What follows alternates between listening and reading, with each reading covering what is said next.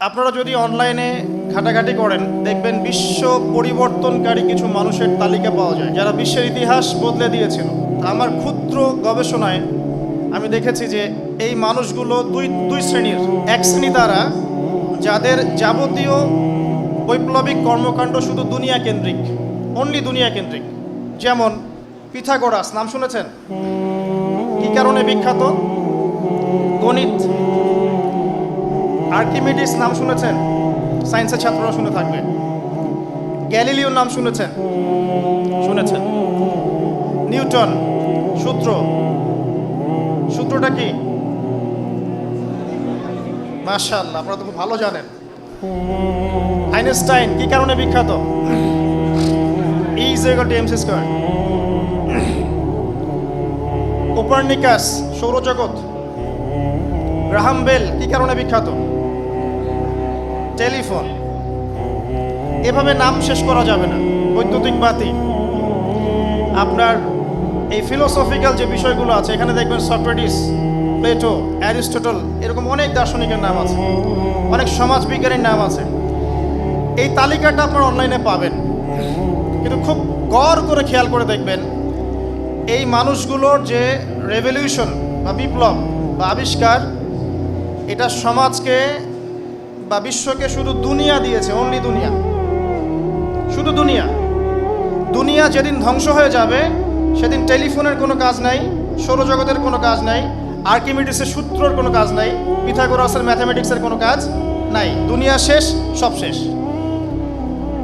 পক্ষান্তর আরেক শ্রেণীর মানুষ এই পৃথিবীতে ছিলেন যাদের রেভলিউশনটা ছিল মূলত পরকাল কেন্দ্রিক, এবং পরকাল কেন্দ্রিক রেভলিউশনের মধ্যে তারা দুনিয়ার যাবতীয় কল্যাণের হেদায়েত মানুষকে দিয়ে দিয়েছেন। যেমন নূহ আলাইহিস সালাম, তিনি সমাজ সংস্কার করেছেন কিসের ভিত্তিতে? আল্লাহর ওহীর ভিত্তিতে, এবং তাদের দৃষ্টিভঙ্গি ছিল পরকাল কেন্দ্রিক। ইব্রাহিম আলাইহিস সালাম একই সুন্নাহ, নবী মূসা, ঈসা, দাউদ, সুলাইমান আলাইহিস সালাম, তাদের সবার সমাজ সংস্কারটা কীরকম ছিল? পরকাল কেন্দ্রিক। এবং পরকাল কেন্দ্রিক সংস্কারে গিয়ে তারা দুনিয়াও দিয়ে দিয়েছেন। কিন্তু এই সমস্ত নবীগণের ঊর্ধ্বে আল্লাহ পাক আরও একজন নবীকে পাঠিয়েছিলেন, যিনি আমাদের প্রিয় নবী মুহাম্মদুর রাসূলুল্লাহ সাল্লাল্লাহু আলাইহি ওয়াসাল্লাম, যিনি আল্লাহর পক্ষ থেকে আল কোরআন এবং হাদিস নিয়ে এসেছিলেন, এবং এর মধ্যে মানব জীবনের প্রতিটা সমস্যার সমাধান তিনি দিয়েছেন। দুনিয়াবি দার্শনিকগণ যেখানে চিন্তা করা শেষ করেছেন, নবী সাল্লাল্লাহু আলাইহি ওয়াসাল্লাম সেখান থেকে চিন্তা করা শুরু করেছেন। আমরা আজকে একটু দেখব যে তিনি কিভাবে মাত্র 23 বছরের ব্যবধানে সম্পূর্ণ অন্ধকারে নিমজ্জিত একটা সমাজকে, বলা যায় আজকের বিশ্বের মতোই, তিনি সম্পূর্ণ আলোকিত করেছেন মাত্র 23 বছরের মধ্যে। এখানে পার্থক্যটা আপনাকে বুঝতে হবে। তিনি কিন্তু কোনো চিকিৎসা বিজ্ঞানী হিসেবে পৃথিবীতে আসেন নাই, তারপরেও তার হাদিসের মধ্যে চিকিৎসা শাস্ত্রের অনেক হেদায়েত আছে। তিনি কিন্তু শুধুমাত্র অর্থনীতিবিদ হিসেবে পৃথিবীতে আসেননি, তারপরেও তার উপর নাজিলকৃত কোরআন এবং সুন্নায় অর্থনীতির সব হেদায়েত দেয়া আছে। তিনি কোনো পলিটিশিয়ান হিসেবে পৃথিবীতে আসেন নাই, তারপরেও তার সিরাতের মধ্যে তার উপর নাজিলকৃত কোরআন এবং হাদিসের মধ্যে পলিটিক্সের সব হেদায়েত আছে। তিনি কোনো পররাষ্ট্রবিদ হিসেবে পৃথিবীতে আসেননি, কিন্তু তার উপর নাজিলকৃত হেদায়েতের মধ্যে এটা আছে। তিনি কোনো দার্শনিক হিসেবে আসেন নাই, কিন্তু তিনি একটা বড় দর্শন দিয়ে গেছেন, সেটা হলো আল্লাহর কাছে জবাবদিহিতার দর্শন। যদি মনের মধ্যে আল্লাহর কাছে জবাবদিহিতার দর্শন থাকে, কেউ পাপ করতে পারে না, তখন মানুষ সত্যের পথে ফিরে আসে। তো আল্লাহ পাক কিন্তু শুধুমাত্র চিকিৎসা বিজ্ঞানী, শুধুমাত্র ইকোনমিক্স, শুধুমাত্র পলিটিক্যাল সায়েন্স, শুধুমাত্র সোশিয়োলজি এগুলো শিক্ষা দেওয়ার জন্য নবীকে পাঠান নাই। আল্লাহ পাক পাঠিয়েছেন পুরো মানব জাতির জন্য কিয়ামত পর্যন্ত, এবং তার উপর যে কিতাবটা দিয়েছেন সেটাও কিয়ামত পর্যন্ত থাকবে, এবং পুরো মানব জাতির জন্য, শুধু মুসলিমদের জন্য নয়, সবার জন্যই এই কোরআন। হিন্দু ভাইদের জন্যও কোরআন, খ্রিস্টান ভাইদের জন্য কোরআন, বুদ্ধিস্টের জন্য কোরআন, মুসলিমদের জন্য তো অবশ্যই কোরআন। এখন কেউ এগুলো স্বীকার করে আল্লাহর আনুগত্য করেছে, কেউ অস্বীকার করে কাফের হয়ে গেছে। আবার কেউ মুখে স্বীকার করেছে, মনে স্বীকার করে নাই। এই অবস্থায় দোদুল্যমান থেকে মুনাফিক হয়েছে। আল্লাহ রাব্বুল আলামিন তাকে শেষ নবী হিসেবে পাঠিয়েছেন। মাত্র 23 বছরের মধ্যে তাকে আল্লাহ পাক কোরআন এবং সুন্নাহর মধ্য দিয়ে এমন সমাজ বিপ্লবের তৌফিক দিয়েছিলেন, যার ফলশ্রুতিতে সমাজের প্রতিটা জাহেলিয়াত এর শিকড় তিনি উপড়ে ফেলেছেন। অন্য নবীদের ক্ষেত্রে কিন্তু এমনটা হয়নি। দেখুন, ইব্রাহিম আলাইহিস সালাম, আপনি তার হিস্ট্রি পড়লে কিন্তু এইটা পাবেন না। ইউসুফ আলাইহিস সালাম, এটা পাবেন না। নূহ আলাইহিস সালাম, মোসেস, তাদের ভাষায় মোসেস, আমরা বলি মুসা আলাইহিস সালাম, ঈসা ইবনে মারিয়াম, দাউদ এবং সুলাইমান, ইসহাক, ইয়াকুব, ইউনুস, সবার জীবনী পড়ে দেখবেন আর নবী সাল্লাল্লাহু আলাইহি ওয়াসাল্লামের জীবনী পড়ে দেখবেন। দুটোর মধ্যে পার্থক্য আছে। আল্লাহ পাক নবী সাল্লাল্লাহু আলাইহি ওয়াসাল্লামকে ইহকাল পরকাল দুই জগতের বিজয় দান করেছেন এবং মানবতার প্রতিটা সমস্যার সমাধান আছে এমন কিতাব নাজিল করেছেন। এবং এই সমস্যাগুলো কিয়ামত পর্যন্ত আসতে থাকবে, নতুন নতুন সমস্যা আসতে থাকবে, কিন্তু সলিউশন এই কোরআন সুন্নাহর মধ্যেই থাকবে। এমন একটা কিতাব আল্লাহ পাক নাজিল করেছেন, এমন একটা সুন্নাহ আল্লাহ পাক নাজিল করেছেন। যখন নবী সাল্লাল্লাহু আলাইহি ওয়াসাল্লাম নবী হননি, তিনি কেমন মানুষ ছিলেন একটু দেখেন। আমাদের অনেকের বাবা আছে, মা আছে, টাকা পয়সা, ব্যাংক ব্যালেন্স, প্রতিপত্তি সব আছে, তারপরে আমরা হতাশ হয়ে আত্মহত্যা করি, তাই না? নবী সাল্লাল্লাহু আলাইহি ওয়াসাল্লামের বোধ শক্তি যখন হলো, তিনি দেখলেন তার বাবা নাই, এতিম, তার মা নাই, এতিম, দাদার সংসারে মানুষ হচ্ছেন, তারপরে চাচার সংসারে মানুষ হচ্ছেন। দাদার নাম কি? Abdul Muttalib. চাচার নাম কি? আবু তালেব। আবু তালেব এমন একজন ব্যক্তি ছিলেন যিনি জীবনের শেষ মুহূর্ত পর্যন্ত নবী সাল্লাল্লাহু আলাইহি ওয়াসাল্লামকে প্রোটেকশন দিয়েছেন।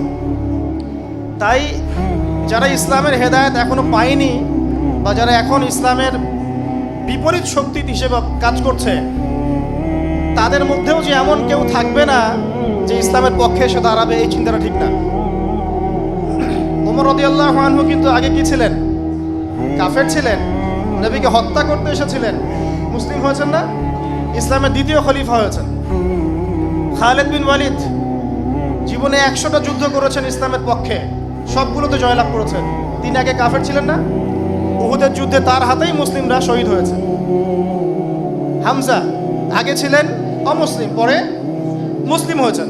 তো অমুসলিম কেউ হলেই যে তাকে নিন্দার চোখে দেখতে হবে, ঘৃণার চোখে দেখতে হবে, বিষয়টা এমন নয়। ইসলাম এবং এই সাম্যের বাণী সবার কাছে পৌঁছাতে হবে। বলা যায় না এখন যত হিন্দু ভাই আছে বাংলাদেশে, এদের মধ্যে এমন মানুষ ইসলাম কবুল করতে পারে যারা হবে এই যুগের ওমর, এই যুগের হামজা হতে পারে, সম্ভাবনা আছে আছে।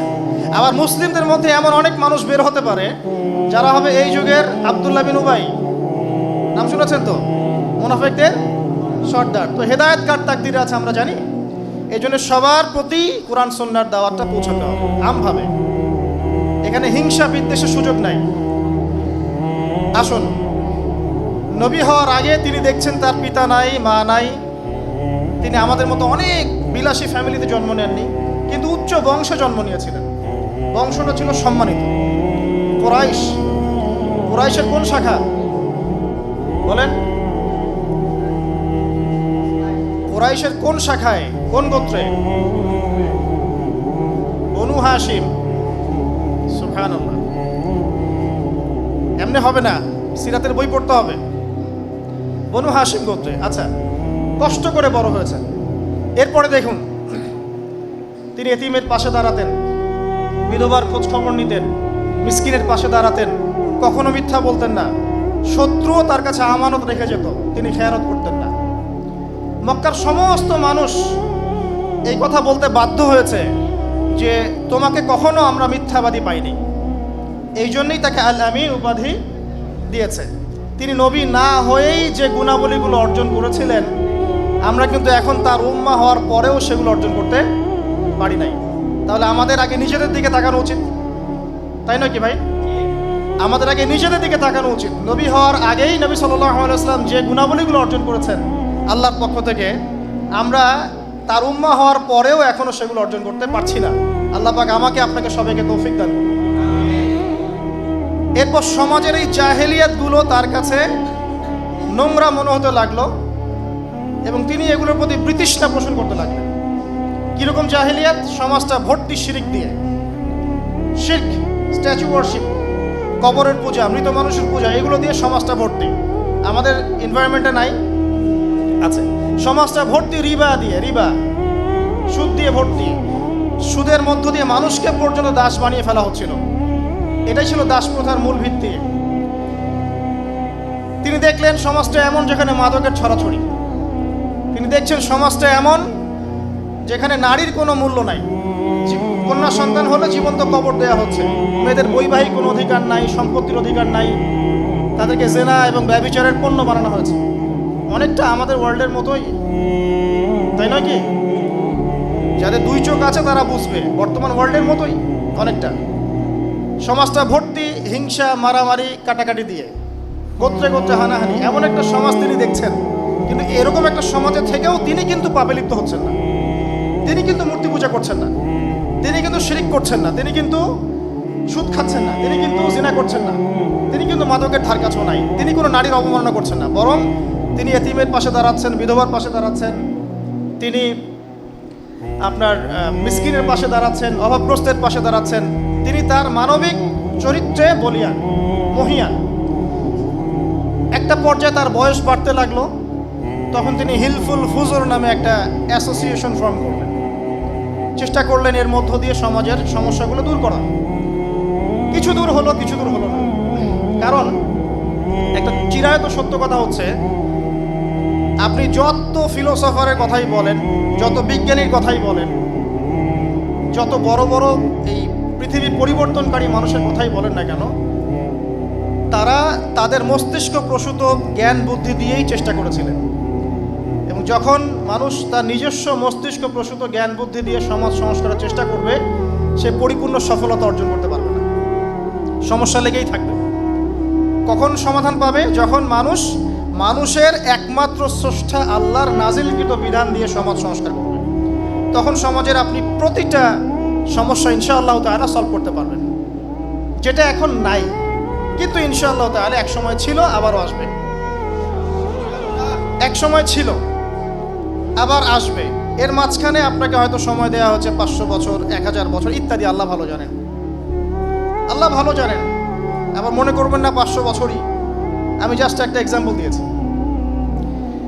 তো নবী সাল্লাল্লাহু আলাইহি ওয়াসাল্লাম এরপর যখন 40 এই বয়সে গেলেন, 40 বছরের না গেলে কিন্তু মানুষের পৌরত্ব আসে না। আমি যে কথা বলছি, আমার চেয়ে অনেক বিজ্ঞ মানুষ এখন সামনে বসে আছেন, এবং যারা অনলাইনে শুনবেন তারা আমার চেয়ে অনেক বিজ্ঞ আছেন। 40 বছরের বয়সে না গেলে মানুষের কিন্তু ম্যাচুরিটি আসে না। পুরুষদের কথা বলছি, পরিপূর্ণ ম্যাচুরিটি আসে না। আর বিয়ে না করলেও ভাই আসে না। আর আপনারা তো এখন বিয়ে করতে পারছেন না, অতএব ম্যাচুরিটির তো প্রশ্নই ওঠে না। এই জন্য দেখবেন যুব সমাজ অস্থির, অস্থির, প্যানিক করে খেলে, অস্থির। আজকে এটা ভাল লাগে তো কালকে ওইটা, অস্থির জেনারেশন। তো স্থির হতে হবে। স্থির হওয়ার জন্য ম্যাচুরিটির দরকার আছে, ইলম এবং প্রজ্ঞা, হিকমার দরকার আছে, রেসপন্সিবিলিটির দরকার আছে। যখন আপনি ওই লাইফে যাবেন তখন রেসপন্সিবিলিটি আসবে ইনশাআল্লাহ। তখন আপনি ধৈর্য শিখবেন, সবর শিখবেন, মাথা ঠান্ডা রেখে কাজ করা শিখবেন। আসেন, নবী সাল্লাল্লাহু আলাইহি ওয়াসাল্লাম 40 ইয়ার্সে যখন চলে গেলেন, আল্লাহ পাক তখন তার উপরে ওয়াহী নাজিল করলেন। সুবহানাল্লাহ। ওয়াহীটা কি? অনেকে মনে করে ওয়াহী কি জিনিস।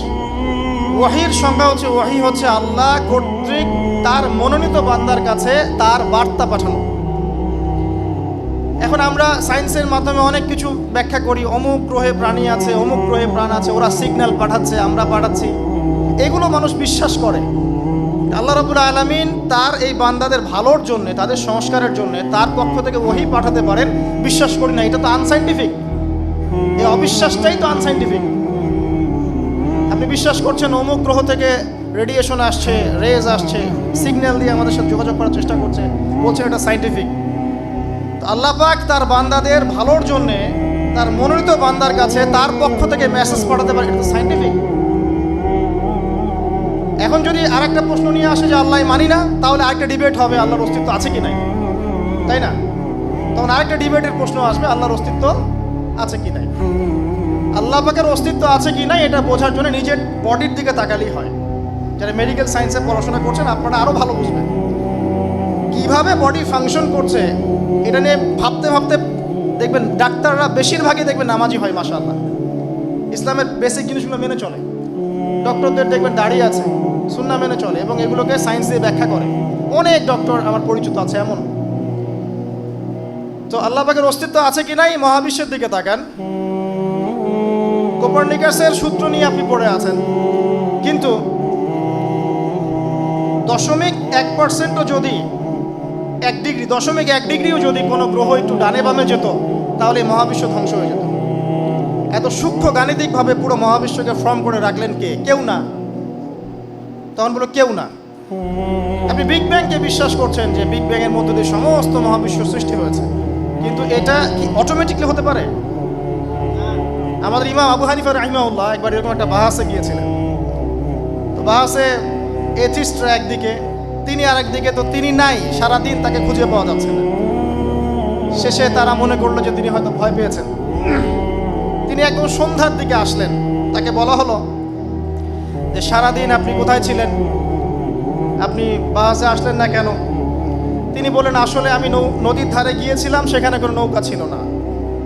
তো বসে আছি, অপেক্ষা করছি, হঠাৎ দেখলাম একটা গাছ পড়ে গেল কেটে। কেউ কাটে না, এমনি পড়ে গেল। তারপর হঠাৎ দেখি কাঠটা অটোমেটিকলি একটা কাঠের ফালার আকার ধারণ করছে। হঠাৎ দেখি ফালার আকার থেকে একটা নৌকা হয়ে গেল। হঠাৎ একটা মাঝি চলে আসলো, হঠাৎ একটা পাল উঠলো, এবং তারপরে আমি নৌকা সাওয়ার হয়ে এখানে বাহাসে আসলাম। তো নাস্তিকরা বললো, এটা কি পসিবল? তখন তিনি বলেন, বাহাস শেষ, আমি জিতে গেছি। যদি এটা পসিবল না হয়, তুমি কিভাবে মনে করলা যে পুরো মহাবিশ্ব কোনো স্রষ্টা ছাড়াই সৃষ্টি হয়েছে? সিম্পল। আবু হানিফা রাহিমাহুল্লাহর এত গভীর ফিকহের পাণ্ডিত্য ছিল যে অনেক ইমাম বলতেন তিনি যদি চান একটা কাঠকে লোহা প্রমাণ করতে পারবেন। এত সূক্ষ্ম বুদ্ধি, ফিকহের জ্ঞান কিন্তু অনেক গভীর জ্ঞান। যাই হোক, ওইদিকে আমরা যাচ্ছি না। নবী সাল্লাল্লাহু আলাইহি ওয়াসাল্লাম কাছে ওহী আসলো যখন, প্রথম যে ওহীটা আসলো সেটা কি? ইকরা বিসমি রাব্বিকাল্লাযী খালাক, সূরা আলাকের প্রথম 5টা আয়াত। এই তো তিনি তখন কোথায় ছিলেন? গারে হেরায়। সেখানে কি করছিলেন? তিনি নীরবে নিভৃতে আল্লাহকে ডাকছিলেন যে আল্লাহ, আমাকে সমাজ এই পরিবর্তন করার জন্য কিছু আপনার পক্ষ থেকে দান করুন। এগুলো দেখতে দেখতে তার মধ্যে একটা বিতৃষ্ণা জেগেছিল। আসুন,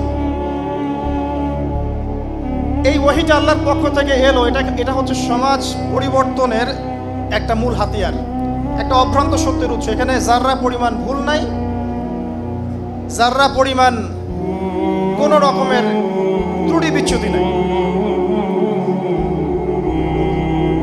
ওহীর ডেফিনেশন কি শিখলেন? আল্লাহর পক্ষ থেকে আসা এমন একটা বিধান যেটা আল্লাহ পাক তার মনোনীত কোনো বান্দার উপর নাজিল করেন, যার মধ্যে কোনো ভুল থাকতে পারে না, যার মধ্যে কোনো ত্রুটি থাকবে না, যেটা মেনে নিলে মানুষ মুসলিম হয়, না মানলে মানুষ কাফের হয়, আর এর সাথে ইন্টারনালি গাদ্দারি করলে সে মুনাফিক হয়। সিম্পল। আর যদি এটা মেনে নিয়ে কেউ আমল করতে গিয়ে ভুল করে, তখন হয়তো জালেম হবে, ফাসেক হবে ইত্যাদি, কিন্তু তার তওবার দরজা খোলা থাকবে। নবী সাল্লাল্লাহু আলাইহি ওয়াসাল্লামের কাছে প্রথম যে আয়াত নাজিল হলো সেটা হচ্ছে পড়াশোনা সংক্রান্ত, ইকরা।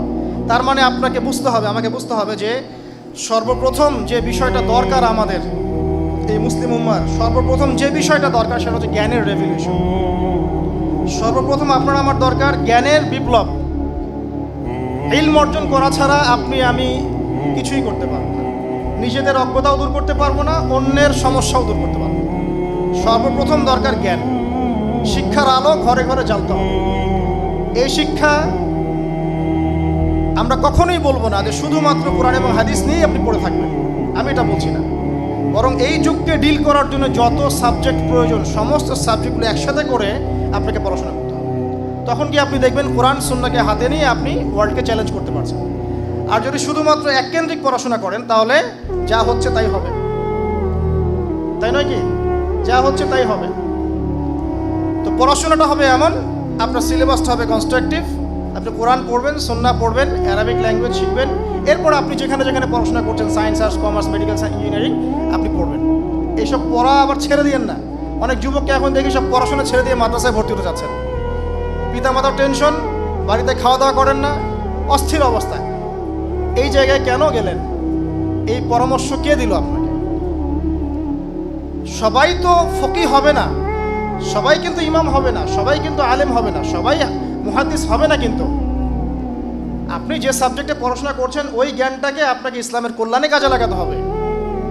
সবার জায়গা থেকে ইসলামের জন্য করার সুযোগ আছে। তো খুব বেশি মানে কনজাস্টেড হবেন না, আপনি আপনার জায়গা থেকে পড়াশোনা করেন, তবে পড়াশোনার মধ্যে কোরআন সুন্নাহ এগুলো ঢুকান। তখন দেখবেন আপনি যেখানে আছেন সেখান থেকেই দ্বীনের খেদমত করতে পারবেন ইনশাআল্লাহ তাআলা। একজন ডক্টর কি দ্বীনের খেদমত করতে পারে না? একজন ইঞ্জিনিয়ার সে কি দ্বীনের খেদমত করতে পারে না?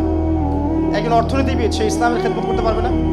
একজন পলিটিশিয়ান যদি সে ভালোভাবে পলিটিক্যাল সায়েন্স পড়ে সে কি পলিটিক্স দিয়ে ইসলামের খেদমত করতে পারবে না? সুযোগ কি নাই?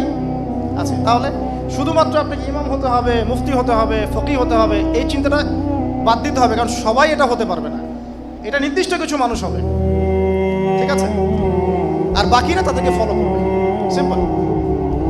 নবী সাল্লাল্লাহু আলাইহি ওয়াসাল্লামের কাছে প্রথম যে ওয়াহি এর মধ্যে আমাদের মেসেজ আছে সেটা হলো পড়াশোনা, ইলম অর্জন করতে হবে, এটা প্রথম কাজ। দ্বিতীয়ত নবী সাল্লাল্লাহু আলাইহি ওয়াসাল্লাম এই ওয়াহি পাওয়ার পরে একটু বিচলিত হয়ে গিয়েছিলেন। এটা হচ্ছে ওয়াহির একটা ভার, ওয়াহির একটা ওয়েট আছে। কাঁপছিলেন। খাদিজা রাদিয়াল্লাহু আনহাকে বলছেন যে আমাকে কম্বল দিয়ে আবৃত করো। সহিহ বুখারীর মধ্যে হাদিসটা আছে। আমি আমার নিজের নফসের উপর ভয় পাচ্ছি, আমি নিজের নফসকে নিয়ে ভয় পাচ্ছি। খাশিতু আলা নাফসি। খাদিজা রাদিয়াল্লাহু আনহা বলছেন আপনি ভয় পাবেন না, কারণ আপনি এতিমের খোঁজ খবর নেন, আপনি বিধবার পাশে দাঁড়ান, আপনি মানুষের কল্যাণ করেন, আপনাকে আল্লাহ পাক লাঞ্ছিত করবেন না ইনশাআল্লাহ, আপনার কোনো ভয় নাই। ঘরে এমন একজন স্ত্রী থাকলে আপনি ইনশাআল্লাহ অনেক বুস্টাপ হবেন দিনের পথে কাজ করার জন্য। তাই বিয়ে করার সময় অবশ্যই দিনদার মেয়ে দেখে বিয়ে করবেন। এবার আসেন, খাদিজা রাদিয়াল্লাহু আনহার বয়স কত ছিল? 40। কোন 25 বছরের সুদর্শন যুবক 40 বছরের মেয়েকে বিয়ে করতে চাইবে, যেটাকে নিয়ে কোনো কথা নবী সাল্লাল্লাহু আলাইহি ওয়াসাল্লামের সমালোচকরা কখনো বলে না? কোন 25 বছরের যুবক 40 বছরের একজন মানে ম্যাচিউরড, তার চেয়ে বয়সে বড় 15 বছরের বড় মেয়েকে বিয়ে করতে চাইবে কোন পুরুষ? আপনি করবেন কি? করবেন না। কি দেখে করেছেন? তার সততা, তার আমানতদারিতা। নবী সাল্লাল্লাহু আলাইহি ওয়াসাল্লামকে ব্যবসা করতে পাঠিয়েছিলেন, তার এই সততা আমানতদারিতা দেখে মুগ্ধ হয়ে খাদিজা রাদিয়াল্লাহু আনহা নিজে প্রস্তাব পাঠিয়েছেন। নবী সাল্লাল্লাহু আলাইহি ওয়াসাল্লাম এই বিয়েটাই প্রমাণ বহন করে যে নবী সাল্লাল্লাহু আলাইহি ওয়াসাল্লাম বিয়েটাও করেছেন দ্বীনের জন্য। অবশ্যই ভালোবাসা ছিল স্বামী স্ত্রীর মধ্যে, অবশ্যই প্রগাঢ় ভালোবাসা ছিল, কিন্তু খাদিজা রাদিয়াল্লাহু আনহা তার সমস্ত সম্পদ দ্বীনের জন্য ঢেলে দিয়েছে। দেন নাই? দিয়েছেন। আসেন, তিনি কেমন?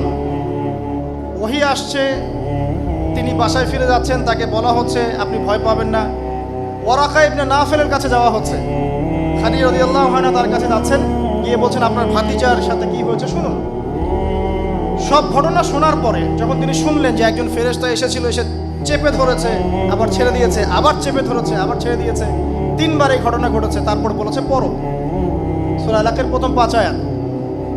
তখন ওয়ারাকা ইবনে নাফেল তিনি কিন্তু আগের এই যে আসমানি কিতাবগুলো ছিল এগুলোর পাণ্ডিত্য অর্জন করেছিলেন। তিনি বলেছিলেন যে তোমার কাছে এসেছে সে ছিল নামুস। নামুস মানে জিবরাইল আলাইহিস সালাম। তোমার কাছে জিবরাইল আলাইহিস সালাম এসেছিল, এবার তোমার কওম তোমাকে বের করে দিবে। তখন নবীজি বলছেন আওয়া মুখরিজিয়া, তারা কি আমাকে বের করে দিবে? কিন্তু তারা তো আমাকে আল আমিন বলে, আমাকে বিশ্বস্ত বলে, তারা আমাকে কেন বের করে দিবে? এই জায়গাটা ভালো করে শোনেন, তারা আমাকে কেন বের করে দিবে সমাজ থেকে? তারা তো আমাকে আল আমিন বলে। তখন ওয়ারাকা ইবনে নাফেল তিনি বলছিলেন এর পূর্বে যার কাছেই এই ফেরেশতা এসেছে ওহী নিয়ে, তাকেই তার কওম বের করে দিয়েছে। কি বুঝলেন? এর পূর্বে যার কাছেই এই ফেরেশতা এসেছে ওহী নিয়ে, তাকেই তার কওম বের করে দিয়েছে। তার মানে এই যে ওহীর যে বিধানের কথা বলা হবে, এর আলোকে সমাজ সংস্কারের কথা বলা হবে, সবার এটা মনোভূত হবে না, কখনোই হবে না। এবং প্রত্যক্ষ পরোক্ষভাবে এর বিরোধিতাও মানুষ করবে। এমনও হতে পারে যে সমাজ থেকে তাদেরকে বহিষ্কার করা হতে পারে। এটা নবী সাল্লাল্লাহু আলাইহি ওয়াসাল্লাম অবাক হয়ে জিজ্ঞাসা করছে। এই হাদিসটা কোথায় আছে? সহিহ বুখারীর প্রথম দিকে আছে, ওহী অধ্যায় দেখবেন। সহিহ বুখারী একদম প্রথম দিকে ওহী অধ্যায় আছে। এবার তিনি যখন বিছানায়, আল্লাহ পাক দ্বিতীয় আয়াত নাজিল করছেন, দ্বিতীয় ওয়াহি, ইয়া আইয়ুহাল মুদ্দাসসির কুম ফাআনযির, হে চাদর আবৃত রাসূল আপনি উঠুন এবং সতর্ক করুন। এই উঠুন মানে কি বিছানা থেকে ওঠা, নাকি ওয়াহির এই দাওয়াতটা নিয়ে মাঠে নামা? কোনটা? এটা বোঝার জন্য কি পিএইচডি করার দরকার আছে? নবী সাল্লাল্লাহু আলাইহি ওয়াসাল্লামকে আদেশ করা হচ্ছে আপনি রাসূল, নিশ্চিত হয়ে যান আপনি রাসূল, কোনো সন্দেহ করবেন না, আপনি সর্বশেষ রাসূল, আপনি আমার মনোনীত বান্দা, আপনার কাছে আমি ওহী করেছি, আপনি ওহীটা নিয়ে এখন মানুষকে দাওয়াত দেন। তাহলে দ্বিতীয় কাজ কি আপনার? জ্ঞান অর্জন করার পরে মানুষকে ইসলামের দাওয়াত দেয়া। সিম্পলি বোঝা যাচ্ছে কি আমার কথা? আচ্ছা, প্রথমে ওহী আসবে, সেই ওহীর চর্চা হবে, পড়াশোনা হবে, জ্ঞান অর্জন করবেন, আমল করবেন। এরপর কি? কুম ফাআনযির, উঠুন এবং সতর্ক করুন। এবার আপনাদের দায়িত্ব হচ্ছে উঠুন এবং মানুষকে সতর্ক করুন। কি থেকে সতর্ক করবেন? জাহিলিয়াত থেকে, আল্লাহদ্রোহিতা থেকে, যত রকম সুদ, ঘুষ, জেনা, ব্যভিচার, বেশ্যাবৃত্তি আছে, যা আছে দুর্নীতি, সবার এগেনস্টে আপনি মানুষকে সতর্ক করবেন, সৎ কাজের আদেশ করবেন, অসৎ কাজের নিষেধ করবেন আপনার সামর্থ্য অনুযায়ী। আপনাকে বলা হয়নি যে কারো গর্দানে আঘাত করো, বলা হয়েছে এখানে? হয়নি। এবার দেখুন, যে মানুষটা ইয়েতিম থেকে এই অবস্থায় আসলেন নবুয়তে, এইটুকু সময়ের মধ্যে আমরা একটু তাকে চিনি, একটু চেনার চেষ্টা করি। তিনি কখনো মিথ্যা বলেন নাই, কাউকে ঠকাননি, প্রতারিত করেন নাই, কারো ইজ্জতহানি করেন না, কথা বললে সত্য কথা বলেন, আমানত দেওয়া হলে তিনি আমানত রক্ষা করেন, এতিমের পাশে দাঁড়ান, বিধবার পাশে দাঁড়ান, একদম যাবতীয় মানবিক গুণাবলীতে পূর্ণ। যখনই দাওয়াত দেওয়া শুরু করলেন, এবার সমাজের মানুষ তাকে বলা শুরু করলো কাযযাব, মিথ্যাবাদী, সাহের, জাদুকর, ফারিকুল জামাত বিভক্ত করছে। তারপরে আর কি আছে বলেন?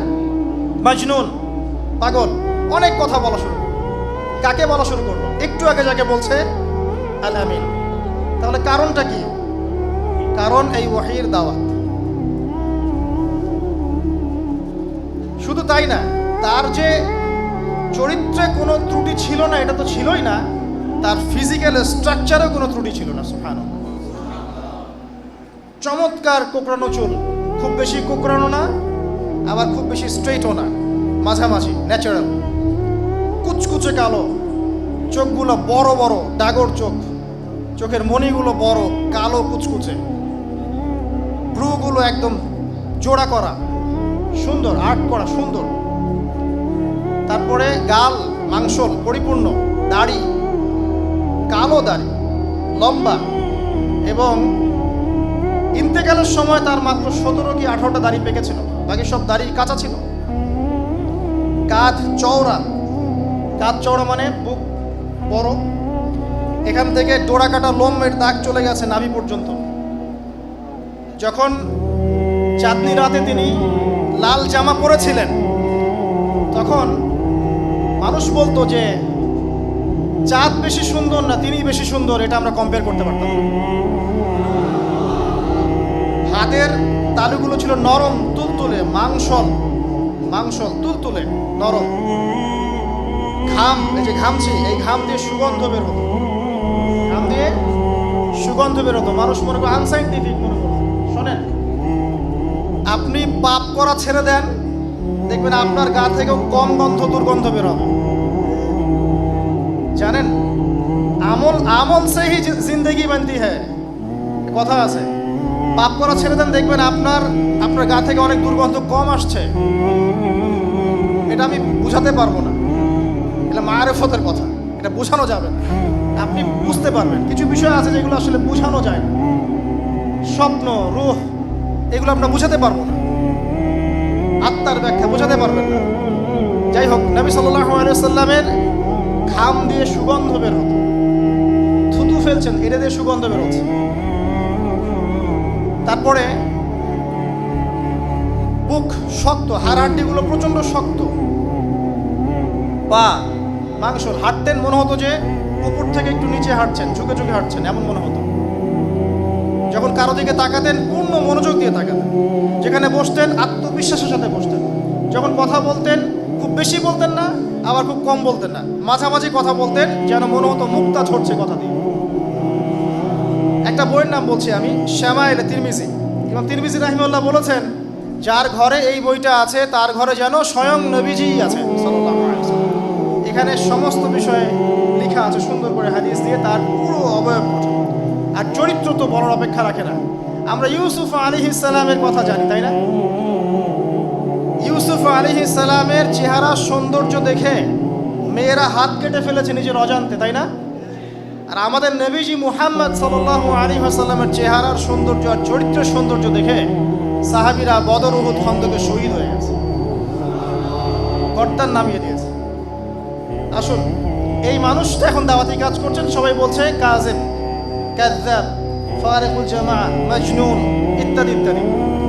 এবার মানুষ তাকে গালি দেওয়া শুরু করছে, তাকে আঘাত করা শুরু করছে, নামাজ পড়লে গায়ের উপরে নাড়ি ভুড়ি চাপিয়ে দিচ্ছে, কাবা ঘরে ঢুকতে দিচ্ছে না, সামাজিক বয়কট করছে, এদিকে আসতে পারবে না, তোমাদের সাথে বিয়ে হবে না, তোমরা শিয়ারে আবু তলেবে গিয়ে থাকো। ওখানে 3 বছর তারা গাছের ছাল পাতা গিয়ে থাকছেন। এই মানুষটাকে বলা হচ্ছে আনদির আশিরাতাকাল আকরাবিন, হে মুহাম্মদ সাল্লাল্লাহু আলাইহি ওয়াসাল্লাম, তুমি তোমার নিকট আত্মীয়দেরকে দাওয়াত দাও। তাহলে দাওয়াতের প্রথম স্টেজ কি? আপনি আপনার নিজের পরিবারকে আগে দাওয়াত দিবেন। দেখেন তিনি প্রথমে কাদেরকে দাওয়াত দিলেন? আলী রাদিয়াল্লাহু আনহু, ছোট বাচ্চা। তারপরে খাদিজা রাদিয়াল্লাহু আনহা, স্ত্রী, আপন স্ত্রী। আবু বকর সিদ্দিক রাদিয়াল্লাহু আনহু, অনেকটা মিলেমিশে ছিলেন তিনি, তার সাথে অনেক দিন বলতেন যদি কাউকে বন্ধুরূপে গ্রহণ করতাম তোমাকে করতাম। উসমান রাদিয়াল্লাহু আনহু, বেলাল আল হাবাশি, আব্দুল্লাহ ইবনে মাসউদ, আব্দুর রহমান ইবনে আউফ, তারপরে সুমাইয়া রাদিয়াল্লাহু আনহা, ইয়াসির পরিবার, খাব্বাব, এই যে মানুষগুলো অর্থাৎ যারা কাছের মানুষ, জাফর ইবনে আবি তালেব, যায়েদ ইবনে হারেসা, এই সাহাবীদেরকে তিনি দাওয়াত দেওয়া শুরু করলেন। এবার তারা দাওয়াত কবুল করলেন। আবু বকর সিদ্দিক রাদিয়াল্লাহু আনহু দাওয়াতে আরো অনেক মানুষ ইসলাম কবুল করলেন। ইসলাম তাহলে প্রথম শিখলেন কি? আপনি আপনার কাছের মানুষ ইসলামের দাওয়াত দিন।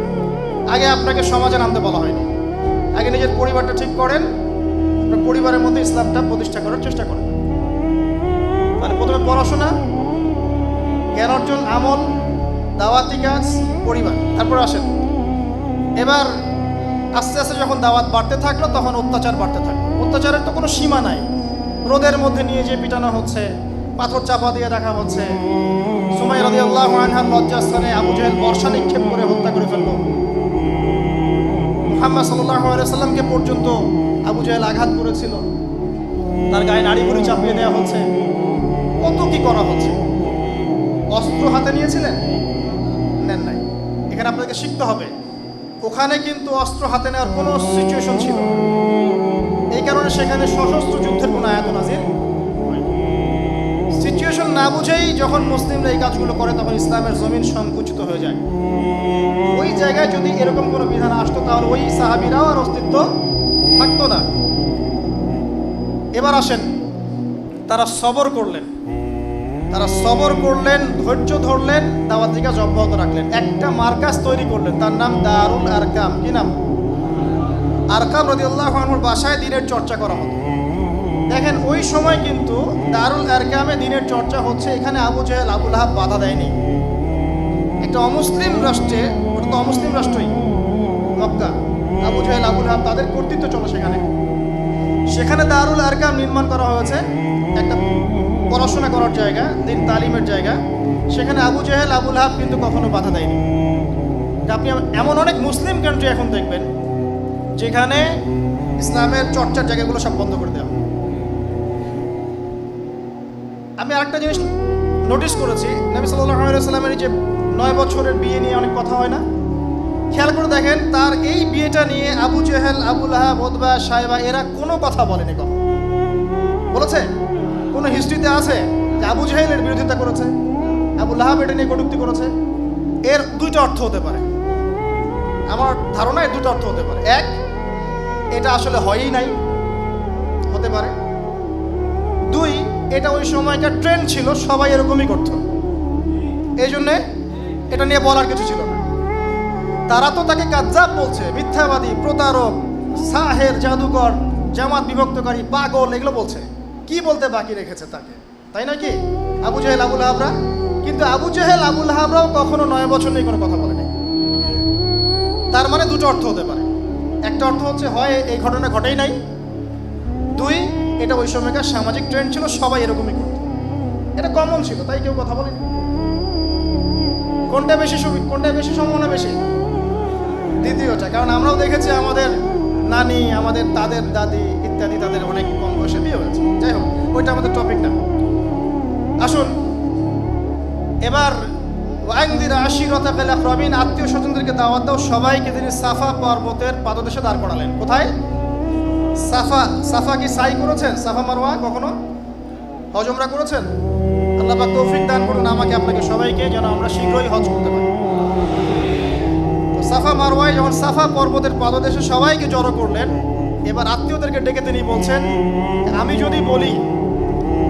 যদি বলি যে এই পাহাড়ের পিছনে একটা সেনাবাহিনী অপেক্ষা করছে তোমাদেরকে আক্রমণ করবে, তোমরা কি আমার কথা বিশ্বাস করবে? আত্মীয়দেরকে বলছেন। আত্মীয়রা বলছে অবশ্যই বিশ্বাস করবো, কারণ কখনো তোমাকে আমরা মিথ্যাবাদী পাইনি। এবার তিনি বলছেন, তাহলে আমার কথা শুনুন, আল্লাহ ছাড়া কোনো ইলাহ নাই, আপনারা সবাই বলুন লা ইলাহা ইল্লাল্লাহ তুফলিহুন। শুধু বলেন যে লা ইলাহা ইল্লাল্লাহ, আপনারা সফল হয়ে যাবেন। তখন সবাই সমস্বরে বলে উঠলো যে এই কথা বলার জন্যে আমাদেরকে জমা করেছো? তখন আবু লাহাব ঢিল নিক্ষেপ করেছিল, তখন সূরা নাজিল হয়েছে তাব্বাত ইয়াদা আবি লাহাবি ওয়া তাব। তাহলে আত্মীয় স্বজনরাও ইসলাম কবুল নাও করতে পারে আপনার দাওয়াতে।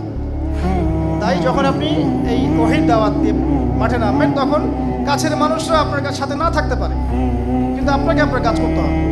সিম্পল। এটা এখন হচ্ছে না? মানে কাছের মানুষ দিন পালন করার কারণে আপনার থেকে দূরে সরে যাচ্ছে না? এটা চিরায়ত সুন্নাহ। দাড়ি রাখছেন, কটূক্তি করছে আপনাকে, আপনি হতাশ হচ্ছেন, ফ্যামিলি সাপোর্ট করছে না, কেউ ইসলামিক বই পড়তে দিচ্ছে না, ঢাকের উপর কাপড় পরলে সবাই বাঁকা চোখে দেখছে। সুবহানাল্লাহ, এটা কিন্তু চিরায়ত একটা ট্রেন্ড। এতে হতাশ হবেন না, কারণ আপনি করছেন আল্লাহর জন্য, আল্লাহ আপনাকে জাযা দিবেন ইনশাআল্লাহ। এবার দুজন ব্যক্তি ইসলাম কবুল করলেন, যাদের ইসলাম কবুলের মধ্য দিয়ে ইসলামটা শক্তিশালী হলো। তাদের দুজনের নাম কি? ওমর ইবনুল খাত্তাব, হামজা রাদিয়াল্লাহু আনহু। আমি একটু শর্ট করে নিয়ে আসছি, একটু ধৈর্য দিয়ে বসেন, কথাবার্তা বলেন না।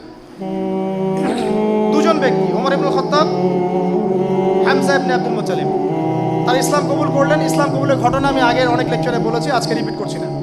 তারা ইসলাম কবুল করার পর ইসলাম শক্তিশালী হলো এবং প্রকাশ্যে ওমর রাদিয়াল্লাহু আনহু বলছেন যে ইয়া রাসূলুল্লাহ আলাসনা আলাল হক, আমরা কি হকের উপর নাই?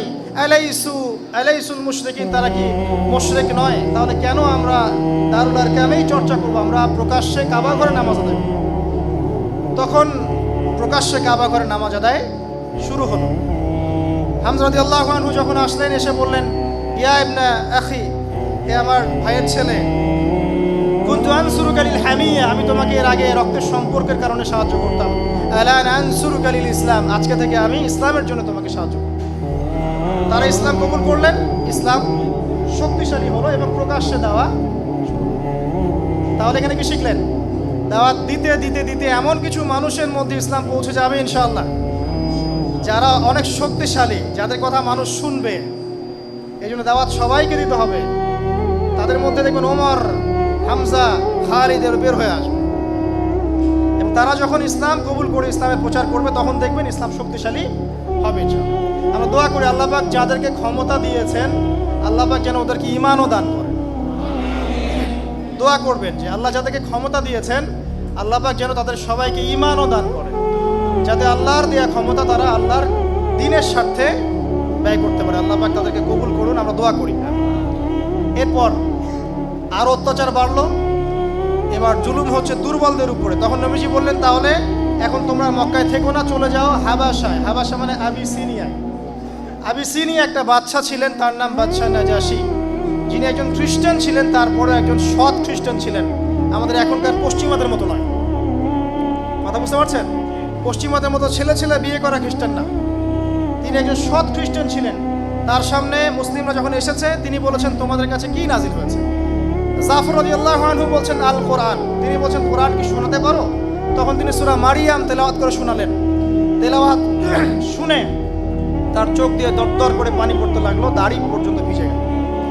এবং তিনি বললেন, ইন্না হাযাল কোরআন, নিশ্চয়ই কোরআন, ওয়াল্লাযী জাআ আলা ঈসা ইবনে মারইয়াম, এবং ঈসা আলাইহিস সালামের উপর যা এসেছিল, এই দুইটা হচ্ছে ইয়াখরুজু মিন মিশকাতিন ওয়াহিদা, এটা একটা আলোর দুটো কিরণ মাত্র। কথা কি বুঝতে পারছেন? তিনি বললেন যে ঈসা আলাইহিস সালামের উপর যা এসেছে তাওরাত, ইনজিল এবং আল কোরআন, এটা আলাদা নয়, বরং একই উৎস থেকে এসেছে। তিনি এমন স্টেটমেন্ট দিলেন। পরে তিনি ইসলামও কবুল করেছিলেন এবং তার ইন্তেকাল হলে নবী সাল্লাল্লাহু আলাইহি ওয়াসাল্লাম তার গায়েবানা জানাজার নামাজও পড়েছেন। সুবহানাল্লাহ।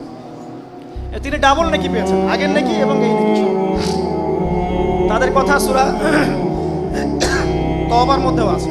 আসুন তাহলে প্রতিকূল পরিবেশে করণীয় একটা পেলেন, যেখানে ভালো সিচুয়েশন চলে যেতে বলেছে, ওখানে যেখানে পরিস্থিতি খারাপ সেখানে অরাজকতা সৃষ্টি করা ইসলাম শিখায় নাই। তোমাদেরকে আবু জাহেলরা অত্যাচার করছে, চলে যাও আবিসিনিয়ায়, ওখানে গেছে। বাকি সাহাবী যারা শক্তিশালী তারা মক্কায় ছিলেন। এবার নবীজি গেলেন তায়েফে, যে তায়েফবাসী যদি ইসলাম কবুল করে তাহলে একটা সাপোর্ট পাবো। তায়েফে 3 জন বড় বড় নেতা ছিল, তার নাম হচ্ছে আব্দে ইয়ালাইল, আব্দে মাসউদ, আর একজন হচ্ছেন হাবিব বিন আমর। এই 3 জন, আব্দে ইয়ালাইল, আব্দে মাসউদ, হাবিব বিন আমর, 3 জন তায়েফের বড় বড় নেতা। তায়েফবাসী ইসলাম তো কবুল করলোই না, আপনারা জানেন কি করেছে, বরং ছোট ছোট বাচ্চাদেরকে লেলিয়ে দিল। তারা পাথর নিক্ষেপ করে নবী সাল্লাল্লাহু আলাইহি ওয়াসাল্লামকে কি করলেন, রক্তাক্ত করলেন। তিনি ওই আঙ্গুর বাগানে বসে ওই মাজলুমের দোয়া করলেন, আল্লাহ হয়তো আমি অক্ষম, আমার অক্ষমতার কারণেই হয়তো ফলাফল পাই নাই, আল্লাহ আমাকে শক্তিশালী করো। ওই সময় জিবরাইল আলাইহিস সালাম এসেছিলেন, সাথে আরেকজন ফেরেশতাকে নিয়ে এসেছেন যার নাম মালাকুল জিবাল। মালাকুল জিবাল মানে কি, পাহাড় পর্বত নিয়ন্ত্রণকারী ফেরেশতা। এবং বলেছেন আপনি যদি চান এই 2 পাহাড়ের মাঝখানে ফেলে এই তায়েফবাসীকে আমরা পিষে দেব। তারা আপনার সাথে যা করেছেন আল্লাহ পাক দেখেছেন। আমরা হলে অবশ্যই বলতাম তাড়াতাড়ি করেন, এক্ষুনি করেন, তাই নাকি? তো নবী সাল্লাল্লাহু আলাইহি ওয়াসাল্লাম বললেন বাল আরজু, বরং আমি এটা আশা করি, আইয়ুখরিজাল্লাহু মিন আসলামিহিম কওমুন ইয়াবুদুনাল্লাহ লা ইউশরিকুনা বিহি শাইআ। বরং আমি এমন আশা করি যে আল্লাহ পাক এই তায়েফবাসীর ঔরস থেকে, পরবর্তী জেনারেশন থেকে এমন একটা প্রজন্ম তৈরি করুক যারা আল্লাহর ইবাদত করবে, তার সাথে কাউকে শরীক করবে। এই মানুষটাকে আপনি কটূক্তি করেছেন, এই মানুষটাকে আপনি গালি দিয়েছেন, এই মানুষটাকে আপনি তুচ্ছ তাচ্ছিল্য করেছেন এবং এই মানুষের অনুসারীদেরকে আপনি গালিগালাজ করছেন। এই মানুষটাকে যে বলছে আল্লাহ আমি বরং আশা করি যে এদেরকে তুমি মাফ করে দাও, এদেরকে মাফ করে দাও, বরং ওদের সন্তানদের থেকে এমন জেনারেশন নিয়ে আসো যারা আল্লাহর ইবাদত করবে, তার সাথে কাউকে শরীক করবে। আল্লাহ অথরিটি দিয়েছেন, বলেন খালি 2 পাহাড়ের মাঝখানে ফেলে পিষে দিন, আল্লাহ পারেন না? উহুদের মাঠেও ঠিক সেম ঘটনা, তাকে রক্তাক্ত করা হচ্ছে, রক্ত মুছছেন আর বলছেন আল্লাহুম্মা ইন্না কওমি লা ইয়ালামুন, আল্লাহ আমার কওম জানে না, ওদেরকে মাফ করে দাও। আল্লাহুম্মা ফিল কওমি ইন্নাহুম লা ইয়ালামুন, তারা জানে না, ওদেরকে মাফ করে দাও। এই মানুষটাকে আমরা আন্ডারএস্টিমেট করি এবং এই মানুষের সুন্নাহ আমরা ফলো করতে চাই না। আমি জানি না আসলে এর চেয়ে কীভাবে আমি বোঝাতে পারবো, আসলে আমার কাছেও এর চেয়ে সাবলীল কোনো ভাষা নাই, কারণ আমরা খুবই পাপী মানুষ, এই কারণে আমাদের মুখ থেকে খুব বেশি কথা বের হয় না। মানে পুণ্যর উপর থাকতে পারতাম 24 ঘন্টা, তাহলে হয়তো আরও নূর বের হতো, আরও হতো হিকমা বাসিরা বের হতো। আল্লাহ আমাদেরকে সবাইকে তার পক্ষ থেকে নূর এবং বাসিরা দান করুন। এবার দেখেন তায়েফবাসীর কাছ থেকে তিনি ব্যর্থ হয়ে ফিরে আসছেন। ওই সেন্সে ব্যর্থতা বললাম, মানে ওখানে গিয়ে তার ইসলাম কবুল করলো না। এবার মক্কায় ঢোকার পরে অবস্থা আরও সংকীর্ণ। এই জায়গাতে আরও 2টা ঘটনা ঘটে গেল। যে 2 জন শেল্টার ছিল, মানে সর্বশেষ আশ্রয়, আবু তালেব খারিজা রাদিয়াল্লাহু আনহু, 2 জন ব্যাক টু ব্যাক ইন্তেকাল করলেন।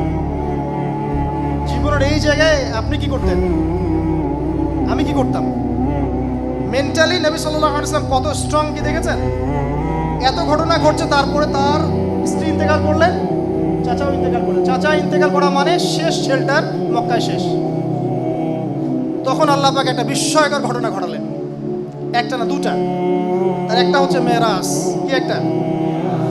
মন খারাপ, বিষণ্ণ, আল্লাহ পাক একদম দুনিয়া থেকে তুলে নিলেন আকাশে, একদম মহাবিশ্বের 7 মহাবিশ্বের পার করে আরশে আজিমের কাছে কাছে আল্লাহ পাক সমস্ত তাকে সৃষ্টি দেখালেন, সমস্ত জান্নাত জাহান্নামের যে নিদর্শন দেখালেন, কার কি আযাব হচ্ছে সব দেখালেন, ভবিষ্যতে কি হবে সব দেখালেন। আল্লাহ পাক হিস্ট্রি থেকে জানিয়ে দিলেন, নবী তুমি হতাশ হচ্ছ কেন? তোমাকে বলছে তোমার পুত্র সন্তান নাই, ইন্না শানিয়াকা হুয়াল আবতার, তোমার শত্রুরাই নির্বংশ হয়ে যাবে। তো মেরাজের ঘটনার পরে তিনি ফিরে আসার পর আরেকটা আল্লাহ পাকের নেয়ামত, সেটা হলো মক্কার দূরে 300 কিলোমিটার দূরে একটা স্বতন্ত্র রাষ্ট্র, ওটাকে স্বতন্ত্র রাষ্ট্রই বলা যায় কারণ ওটা তখন ওইভাবেই ফাংশন করতো। তার নাম কি? ইয়াসরিব। ইয়াসরিব মানে মদিনা, ইয়াসরিব মানে কি? ওইখানে থাকতো ইহুদিরা এবং পৌত্তলিকরা। ইহুদির 3টা কওম থাকতো, বনু নাজির, বনু কুরাইজা আর একটা কি বনু কাইনুকা, এই 3টা গোত্র সেখানে থাকতো। এখানে একটা প্রশ্ন আছে, ইহুদিরা ওইখানে কি করতো? কেউ তো দিতে পারবে। ইহুদিরা ওখানে কি করছিল সারা বিশ্ব থেকে বাদ দিয়ে ওই জায়গায়? যেমন এখন সারা বিশ্ব বাদ দিয়ে তারা জেরুজালেমে কি করে, মানে কি করতেছিল তারা ওইখানে সারা বিশ্ব বাদ দিয়ে মদিনায়? তারা এক্স্যাক্টলি মাশাআল্লাহ, তারা শেষ নবীর অপেক্ষা করছিল, কারণ তাদের কিতাবে লেখা আছে শেষ নবী আসছেন এবং সেই জামানাটা ক্লোজ। তারা সার্চ করছিল কোথায় শেষ নবী। যখন দেখলো সেই নবী এসেছে কিন্তু তাদের বনু ইসরাইল থেকে আসে নাই, বনু ইসমাইল থেকে এসেছে, তখনই তারা শত্রুতা শুরু করল। যাই হোক, ওখান থেকে 6 জন যুবক মক্কায় আসলেন। কয়জন? যুবকদের এখানে একটা হেদায়েত আছে, ইসলাম সংকীর্ণ, এখন আল্লাহ পাক টেবিলটা চেঞ্জ করছেন, ইসলাম এখন শক্তিশালী হবে আস্তে আস্তে এই জায়গা থেকে। এবং কার হাত ধরে হচ্ছে? এবার যুবকদের হাত ধরে। এবার 6 জন যুবক আসলো, এসে হজের মৌসুম ছিল তখনও মানুষ হজ করতো, বিকৃত হজ। নবী সাল্লাল্লাহু আলাইহি ওয়াসাল্লাম হজের মৌসুমে দাওয়াত দিচ্ছিলেন। এই 6 জনের নেতার নাম ছিল আসাদ বিন জুরারাহ রাদিয়াল্লাহু আনহু। তিনি এবার নবীজির দাওয়াত শুনলেন, এই 6 জন শুনলো। তারা বলল, আমরা ইহুদিদের কাছে শুনেছি শেষ জামানায় একজন নবী আসবে, আপনি কি সেই নবী কিনা? নবীজি বলেন, হ্যাঁ আমি শেষ নবী, লা নবিয়্যা বা'দি, আমার পরে কোনো নবী নাই। তিনি কোরআন শোনালেন, তার ইসলাম কবুল করল এবং 6 জন ফিরে গেল মদিনায়। পরের বছর 12 জনকে নিয়ে আসলো। কয়জনকে? 12 জনকে। এই 12 জনের সাথে নবী সাল্লাল্লাহু আলাইহি ওয়াসাল্লাম একজন সাহাবীকে পাঠালেন, তার নাম মুসআব বিন উমাইর রাদিয়াল্লাহু আনহু। ইসলামের ইতিহাসের প্রথম দায়ী, যিনি মক্কা থেকে মদিনায় চলে গেছেন ইসলাম প্রচার করতে। তিনি শহীদ হয়েছেন উহুদের মাঠে। তিনি কিন্তু ধনীর দুলাল ছিলেন, ধনীর দুলাল। এমন পারফিউম ইউজ করতেন যে পারফিউম মক্কায় কেউ ইউজ করতো না, এত দামি। ইসলামের জন্য সব ছেড়ে দিয়েছেন। যখন তাকে দাফন করা হয়েছে তখন তার গায়ে কাফনের কাপড়ও জোটে নাই, তার গায়ে ঘাস দিয়ে তাকে দাফন করা হয়েছে, ইখজিন নামক ঘাস দিয়ে তাকে দাফন করা হয়েছে। যাই হোক, তিনি চলে গেলেন মদিনায় এই 12 জনের সাথে। সেখানে গিয়ে দাওয়াতি কাজ করতে থাকলেন। আওস এবং খাজরাজ নামে 2টা গোত্র ছিল মদিনায়। তাদের মাঝে দাওয়াতি কাজ করতে করতে আস্তে আস্তে 75টা ফ্যামিলি ইসলাম কবুল করল 1 বছরের ব্যবধানে। এবং তখন কিন্তু 75টা ফ্যামিলি অনেক বড় সংখ্যা, এখন না হয় জনসংখ্যা অনেক বেশি। এই 75 জন পরের বছর যখন মক্কা এলো, এসে নবী সাল্লাল্লাহু আলাইহি ওয়াসাল্লামের কাছে বায়াত করে ইসলাম কবুল করল। তাদের মধ্যে এক নেতা ছিলেন সাদ বিন মুআজ রাদিয়াল্লাহু আনহু, যার ইন্তেকালে আল্লাহর আরশ কেঁপে উঠেছিল এবং যার জানাজার নামাজে 70,000 ফেরেশতা জানাজার নামাজে উপস্থিত ছিল, যিনি খন্দকের যুদ্ধে শহীদ হয়েছিলেন। তো এই কথাগুলো এই জন্য আপনাদেরকে বলি, বিকজ এই জেনারেশন এখন শাহরুখ খান, আমির খান, সালমান খানকে চিনে, বাট সাদ বিন মুআজকে, খুবাইবকে, মুসআব বিন উমাইরকে এগুলো জানে না। মেসি, রোনাল্ডো এদেরকে চিনে, কিন্তু এদেরকে চিনে না। তো আমি আপনাদেরকে এতটুকু নক করতে চাই আপনাদের বিবেকে, যে এগুলো পড়েন, আপনি আপনার শেকড় চেনেন, নিজের শেকড় চিনেন।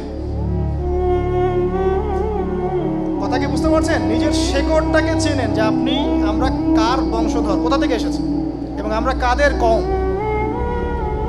আমাদের সাথে ওদের কোনো সম্পর্ক নাই, কিন্তু যাদেরকে আপনি ফ্যান ফলোয়ার্সে বসে আছেন। এবার তিনি যখন মদিনায় গেলেন, সেখানে গিয়ে তিনি ইসলামের দাওয়াত দিলেন। এই বড় কমিউনিটি ইসলাম কবুল করলো। ঠিক তার পরের বছর নবী সাল্লাল্লাহু আলাইহি ওয়াসাল্লাম হিজরত করে মদিনায় চলে গেলেন। ইসলাম কিন্তু চেঞ্জ হয়ে গেল, মক্কায় আর থাকার দরকার হচ্ছে না, মদিনায় চলে গেলেন।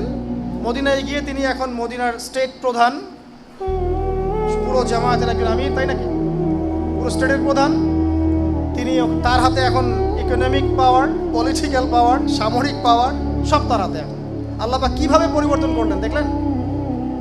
যে মক্কায় তিনি মার খেলেন, মদিনায় গিয়ে তিনি সেখানে রাজা, কিং। সুবহানাল্লাহ। এবার প্রথমে মসজিদ নববী নির্মাণ করলেন। নববী নির্মাণ করে সেখানে তালিম শুরু হলো, নামাজ শুরু হলো, আজান শুরু হলো, কেবলা পরিবর্তন হলো, রমজানের রোজা ফরজ হলো। এদিকে আবু সুফিয়ানরা কি করলো, মক্কায় ছেড়ে যাওয়া যে আমাদের পণ্যগুলো, এগুলো নিয়ে সিরিয়ায় ব্যবসা করতে শুরু করলো। তখন ওই সিরিয়া যাওয়ার জন্য মদিনায় পাশ দিয়ে যেতে হয়। তখন ওই রাস্তায় আমরা এখন আটকে দিলাম, কারণ এটা আমাদের সার্বভৌম অধিকার। তখন রাষ্ট্রের উপরে একটা আঘাত আসতে পারে, এই জন্যে এটা মিলিটারি পাওয়ার আমাদের আটকে দিলাম। এই ঘটনাকে কেন্দ্র করে কি হলো, বদর। যে বদর যুদ্ধে আপনারা জানেন যে মাত্র 313 জন সাহাবী নিয়ে হাজারের অধিক কাফেরদের বিরুদ্ধে যুদ্ধ করে বিজয় লাভ করা হয়েছে।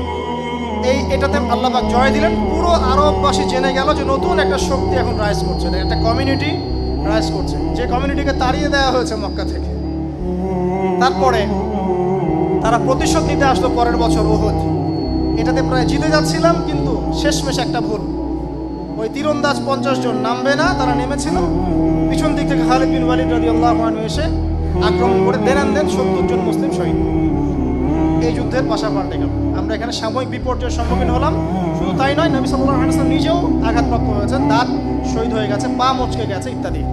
এখানে মাথার কড়া ঢুকে গেছে লোহার। তারপরের বছর আবার তারা পুরো শক্তি নিয়ে আক্রমণ করতে চাইল।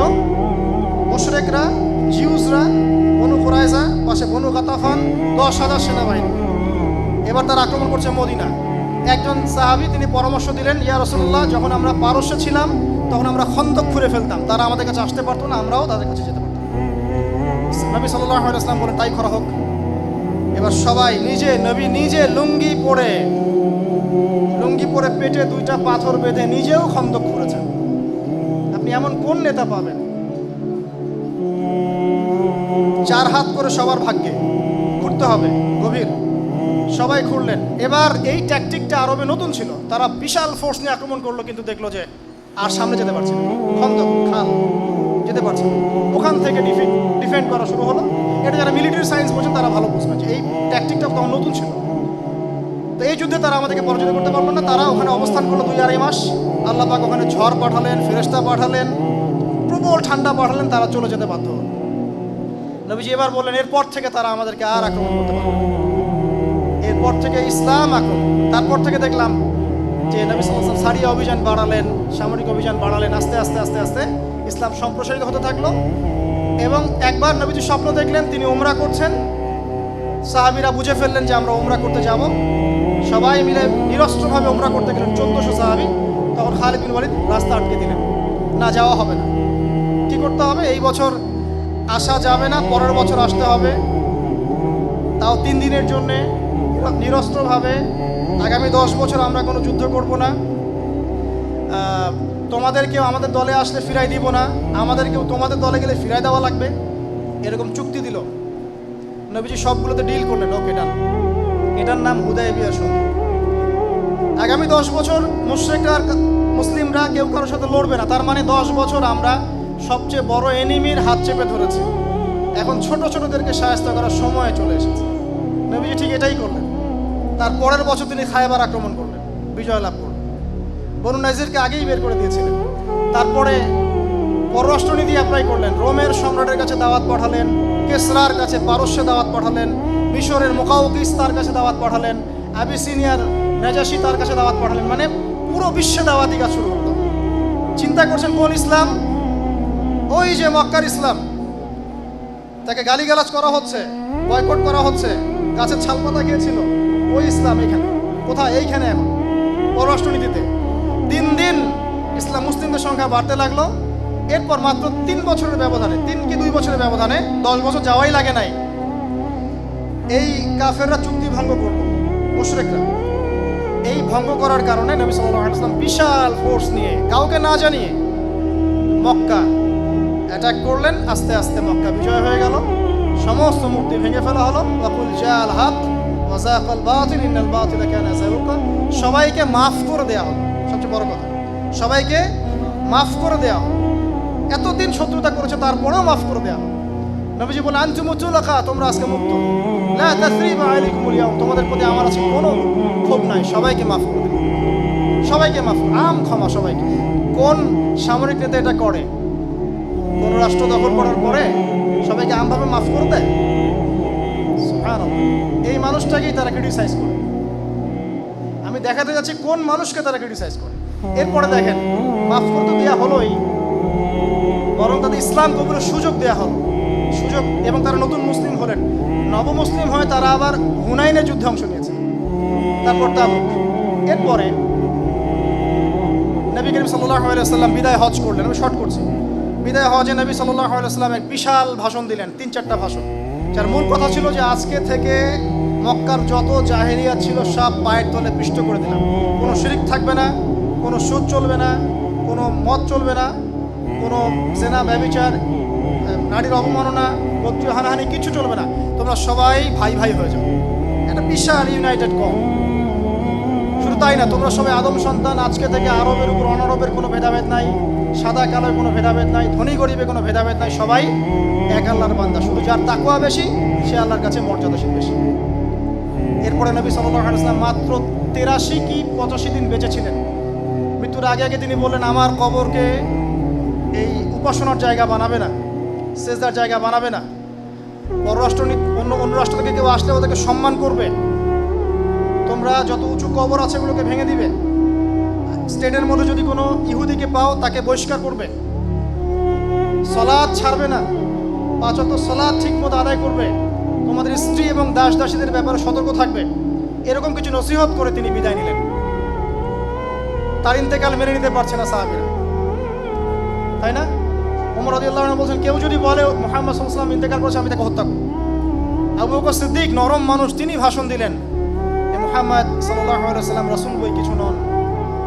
قد خلت من قبله الرسل, এর আগে অনেক রাসূল ইন্তেকাল করেছেন। আফা ইম্মাতা আও কুতিলা খলাতুম আলা আকিবাই, তিনি যদি মারা যান বা নিহত হন তোমরা কি আবার আগের জায়গায় ফিরে যাবে? ইন্নাল্লাহা হাইয়ুন লা ইয়ামুত, মুহাম্মদ সাল্লাল্লাহু আলাইহি ওয়াসাল্লাম ইন্তেকাল করেছেন তো কি হয়েছে? আল্লাহ পাক চিরঞ্জীব, তিনি কখনো মরবেন না। এই ভাষণ দিলেন, তারপর সাহাবীরা ঠান্ডা হলেন। এরপরে এই দায়িত্ব নিলেন এই আবু বকর সিদ্দিক রাদিয়াল্লাহু আনহু, তিনি হলেন খলিফা। একই স্টাইলে তিনি রাষ্ট্র চালালেন। তারপর ওমর ইবনে খাত্তাব একই স্টাইলে আরো 12 বছর 10 বছর। তারপরে উসমান রাদিয়াল্লাহু আনহু একই স্টাইলে আরো 12 বছর। আস্তে আস্তে আলী রাদিয়াল্লাহু আনহু, এরপর ইমাম হাসান কিছুদিন, তারপর উমাইয়ারা প্রায় 132 বছর, তারপরে আব্বাসীয়রা প্রায় 550 বছর, তারপরে ফাতেমিরা ওইদিকে কর্ডোভায়, ইসলামী খেলাফা আন্দালুসিয়ায়, উসমানীয় খেলাফত, মোগলদের, তুর্কিদের, সবার এই শেলটা ধরে রেখেছিল। সবাই শেষ হয়ে গেছে 1921 সালের দিকে এসে। এই বিগত হিস্ট্রি 1200 বছর ঘেটে দেখেন, ওই নবী সাল্লাল্লাহু আলাইহি ওয়াসাল্লাম ওই রেখে যাওয়া ওই ওহীর বিধানের আলোকেই বিশ্বটা চলেছে। আমরা বিশ্বকে লিড দিয়েছি, আমরা বিশ্বকে লিড দিয়েছি, আমাদেরকে কেউ লিড দেয়নি, আমরা লিড দিয়েছি ওদেরকে।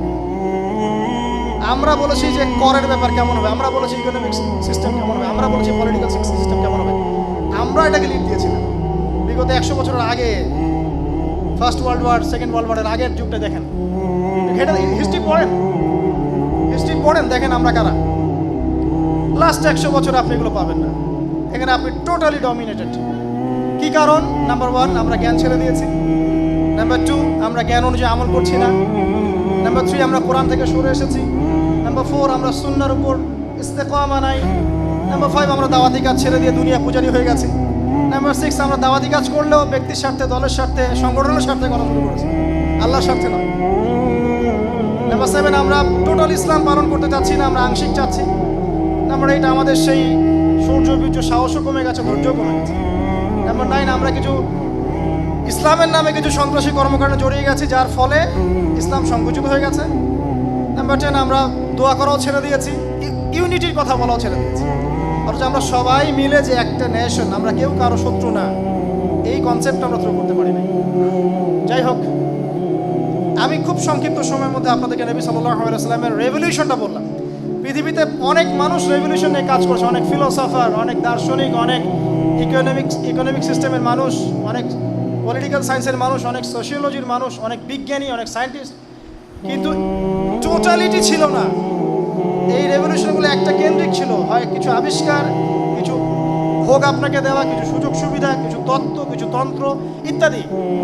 নবী মুহাম্মদ সাল্লাল্লাহু আলাইহি ওয়াসাল্লাম মাত্র 23 বছরে যে রেভলিউশনটা দিয়ে গেছেন, এটা ছিল চিরায়ত, এখানে সব কিছুর সমাধান ছিল। তিনি এমন একটা সিস্টেম দিয়ে গেছেন যেখানে আপনার ব্যক্তি থেকে শুরু করে আপনার ইবাদত, আপনার মুআমালাত, মুশাবাহাত, আপনার লেনদেন, আপনার পরিবার, আপনার সমাজ, আপনার রাষ্ট্র, আপনার বিশ্ব, পলিটিক্যাল সায়েন্স সব কিছুই আছে। কতটুকু মানতে পারবো জানি না, তবে আকীদা বিশ্বাস রাখা উচিত যে সব আছে।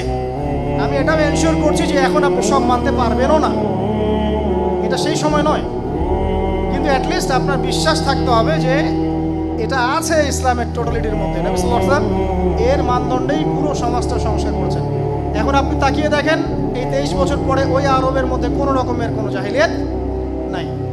একটা মানুষ আমাকে দেখাবেন পুরো ওয়ার্ল্ড হিস্ট্রি ঘেটে যে এরকম করে সমাজ বিপ্লব ঘটিয়েছে, একটা মানুষ।